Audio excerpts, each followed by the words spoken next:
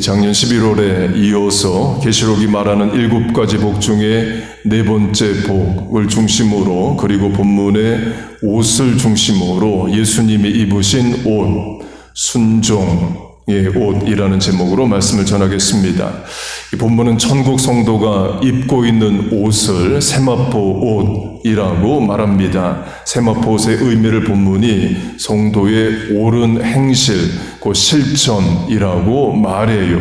그 실천의 이해를 예수님의 순종으로 들겠습니다.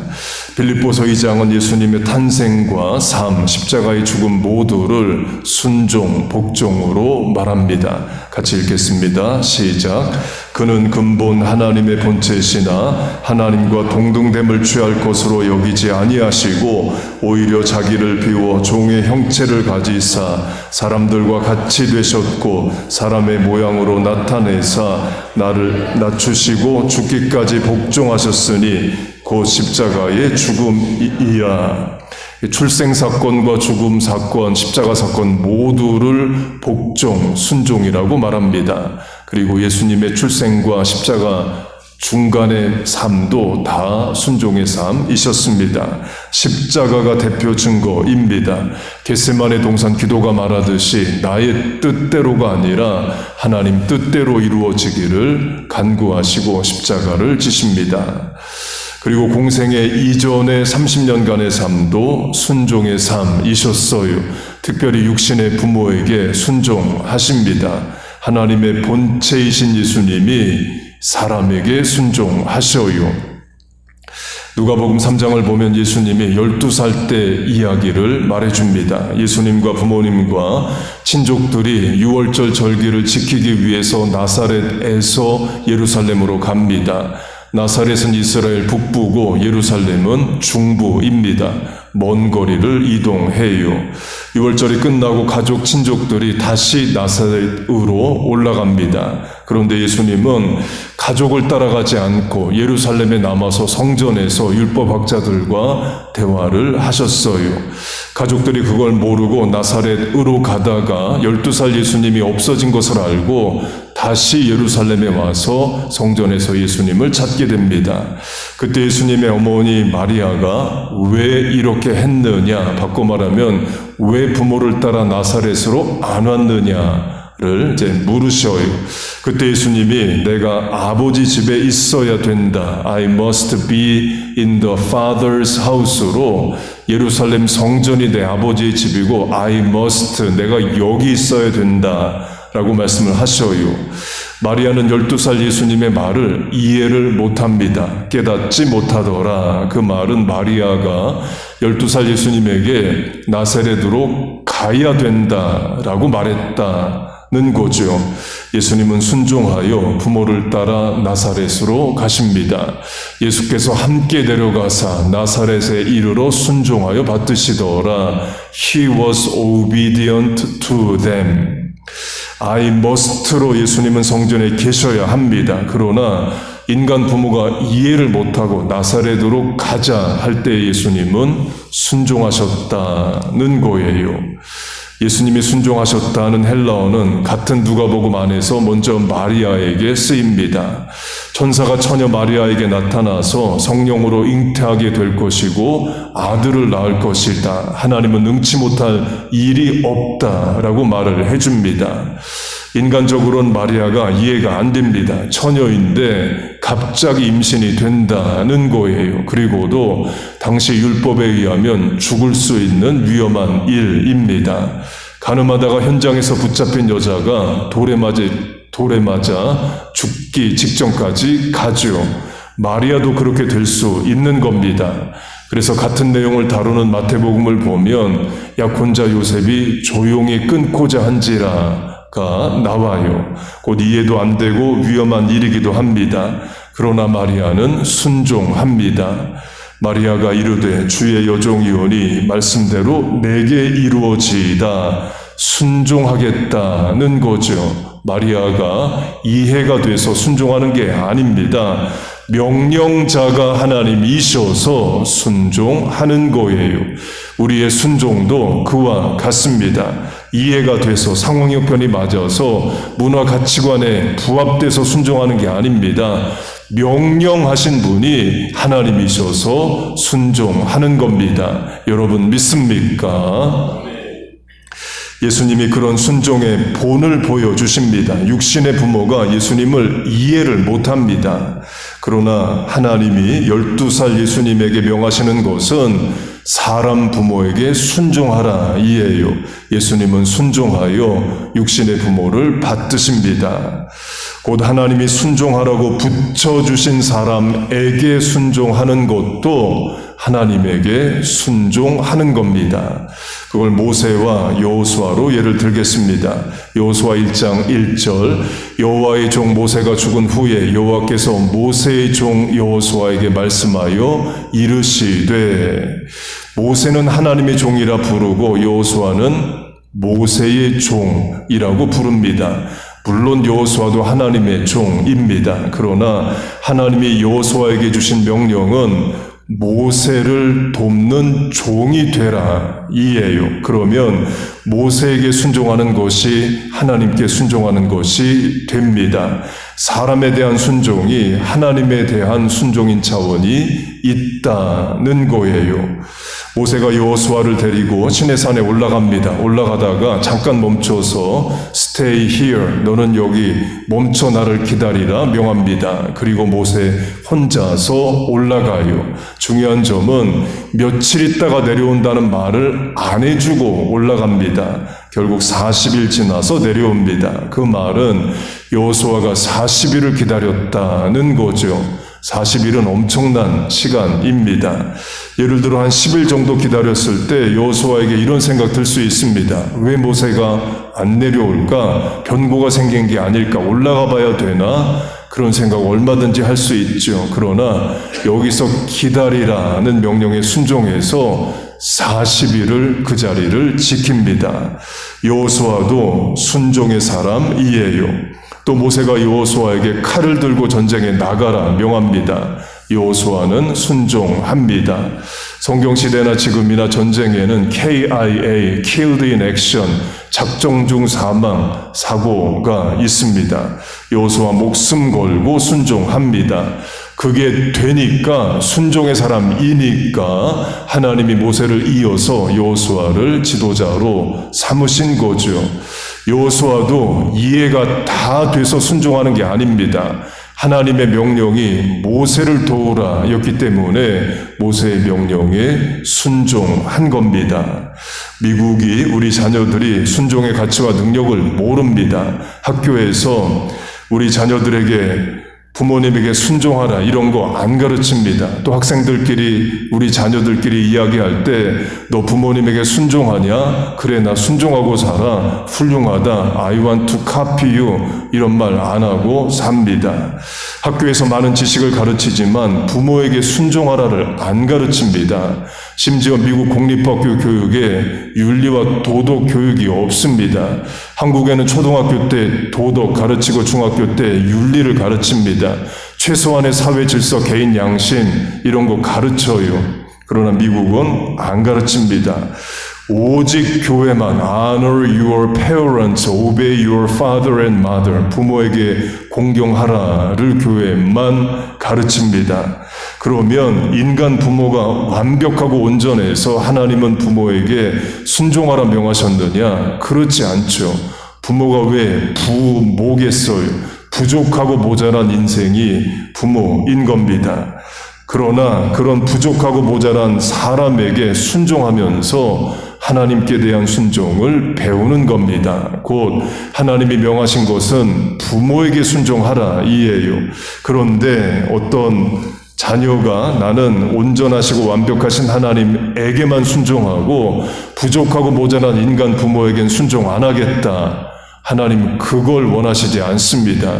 집에서 순종을 배워야 사회 나가서 하나님 앞에서 순종할 수 있는 사람이 되는 겁니다. 인간 부모에게 순종하라가 하나님의 명령이에요.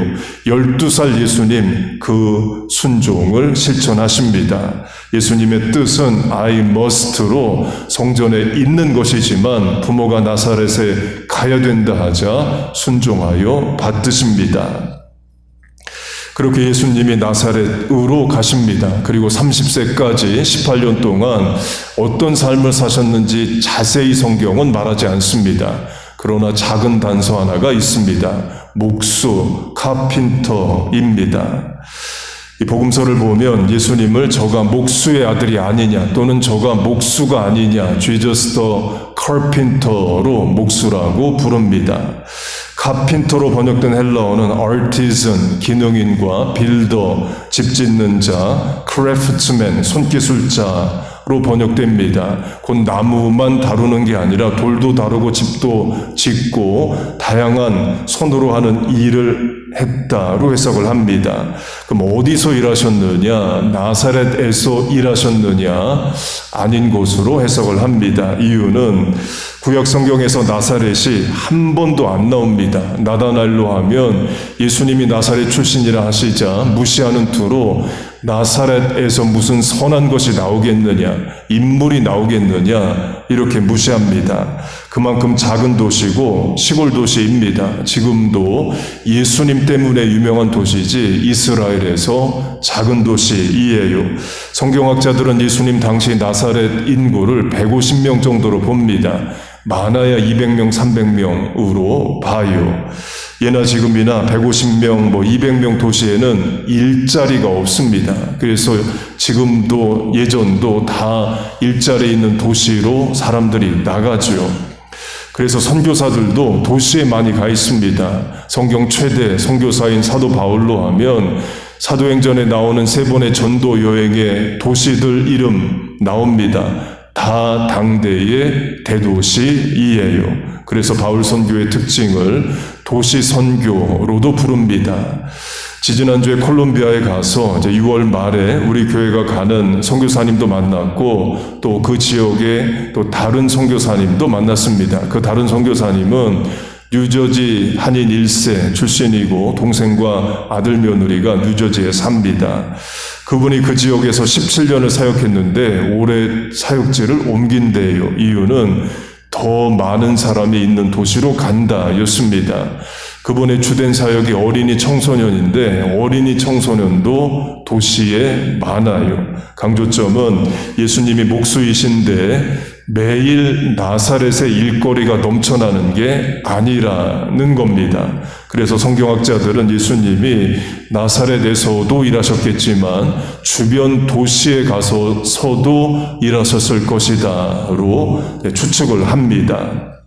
그러면 나사렛에서 아침에 걸어갔다가 저녁에 돌아올 수 있는 가까운 대도시는 뭐냐? 세포리스입니다. 갈릴리 지역의 행정 수도이에요. 나사렛에서 1시간 반 걸어갔다가 1시간 반 올 수 있는 접근성 있는 도시입니다. 성경학자들은 예수님이 나사렛에서도 일하셨겠지만 일자리가 있는 세포리스에 출근하듯 가셔서도 일했을 거다로 추측을 합니다. 예수님 당시 출생 당시 헤롯의 아들 헤롯이 세포리스를 갈릴리 지역의 행정 수도로 삼고 도시 개발을 합니다. 그리고 Ornament of Galilee, 갈릴리의 장신구, 보석으로 불릴 정도로 잘 지어요. 그런 도시 개발이 진행되면 인력이 일꾼들이 필요하죠. 예수님의 아버지 목수 또 예수님도 목수로서 가셔서 일을 하셨을 거다로 봅니다. 강조점은 예수님의 순종이에요. 육신의 부모에게 순종하여 나사렛에 가시고 공생에 시작하시기 전까지도 목수로서 일을 하며 가정을 돌보십니다. 나는 하나님의 아들이니까 일 안 해. 그러지 않으셨다는 거예요. 그리고 또 이런 일 일어납니다.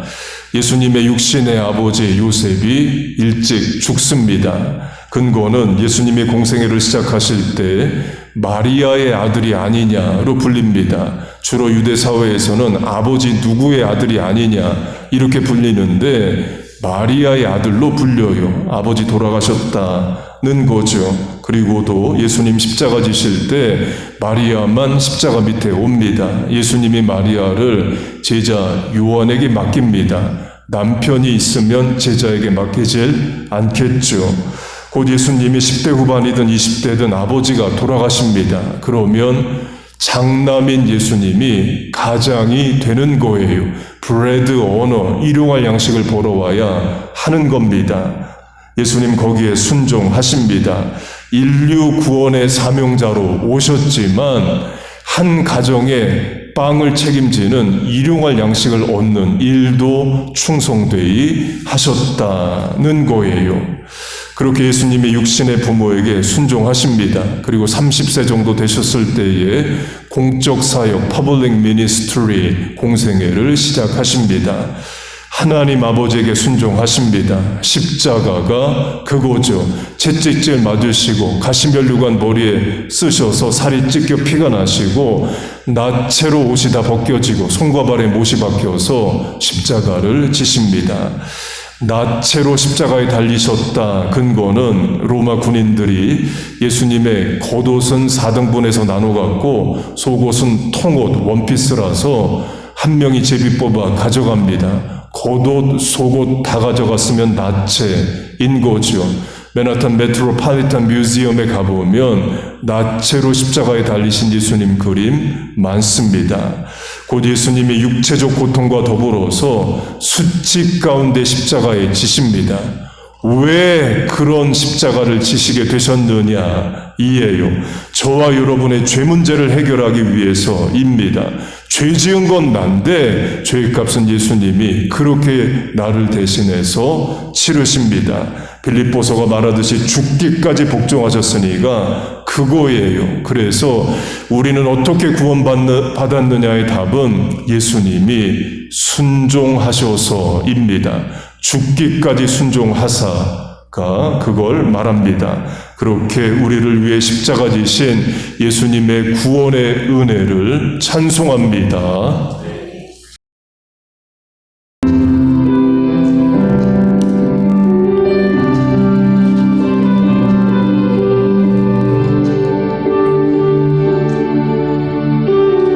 이 세상 가장 아름다운 순종의 눈물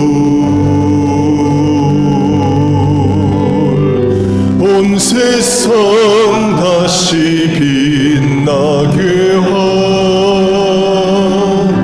생명의 눈물 그가 이 땅에 오신 이유 죽어야 살게 되고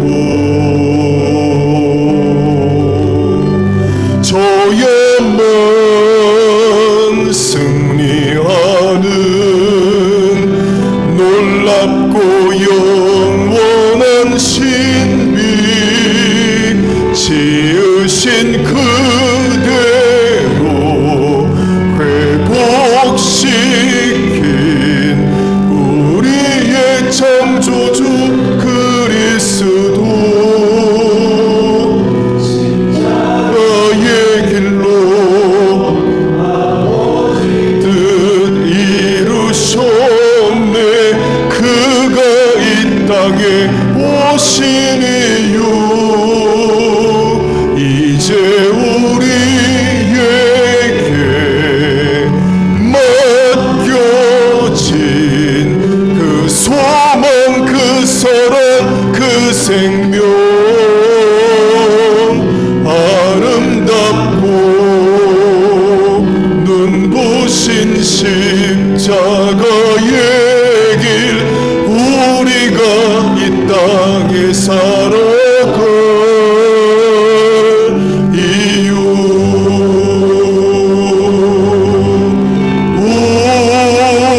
우리의 심령 주의 것이니 당신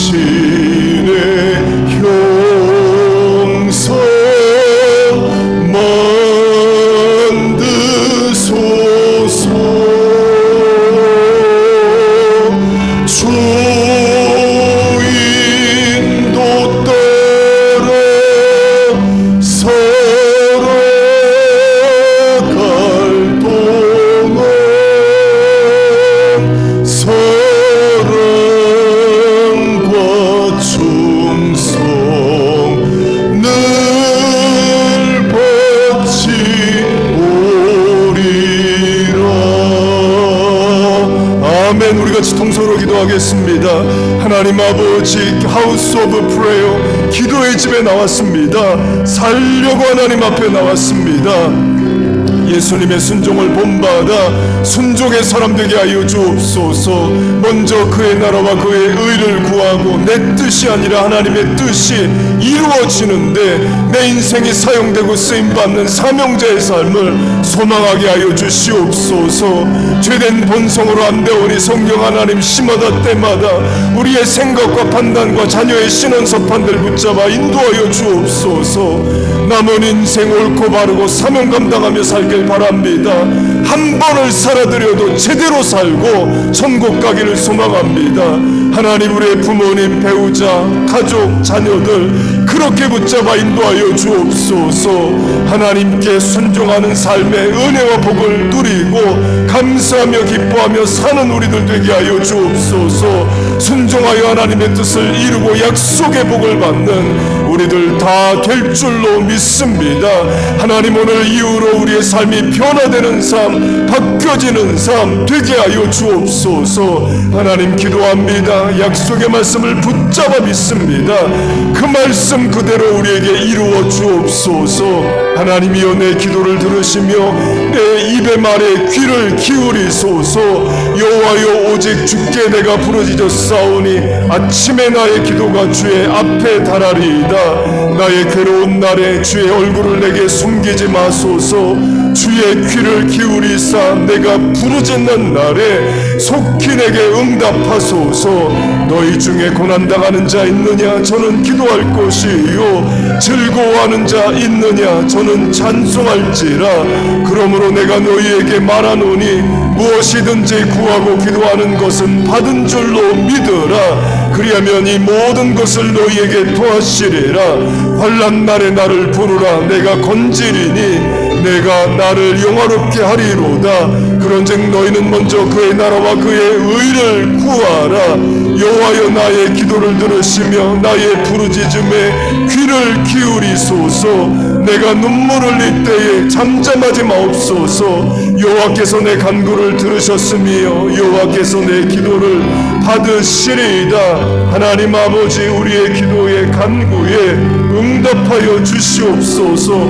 부르짖어 안타까이 구하는 성도의 기도에 하나님 역사하여 주시옵소서.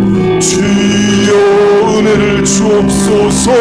주여 은혜를 주옵소서. 아버지 도와주시옵소서. 다시 한번 찬양하겠습니다.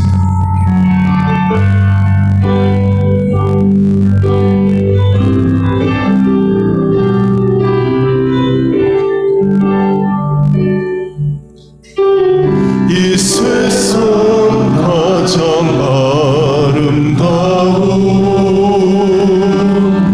순종의 눈물, 온 세상 다시 빛나게 한 생명의 눈물, 그가 이 땅에 오신 이유 죽어야 살게 되고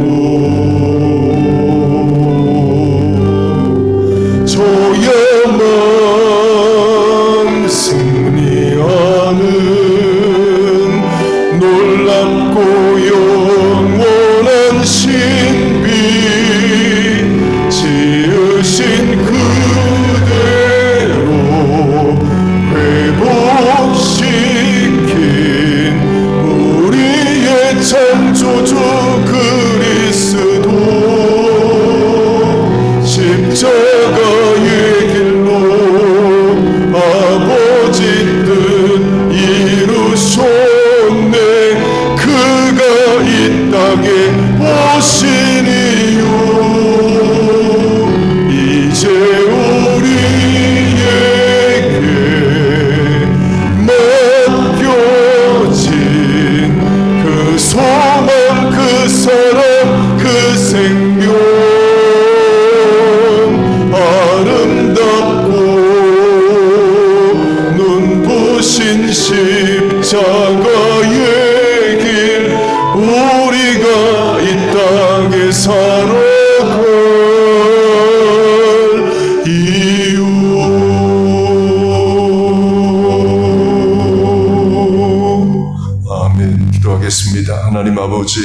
오늘도 우리에게 붙잡을 말씀과 부를 찬양을 주심을 감사합니다.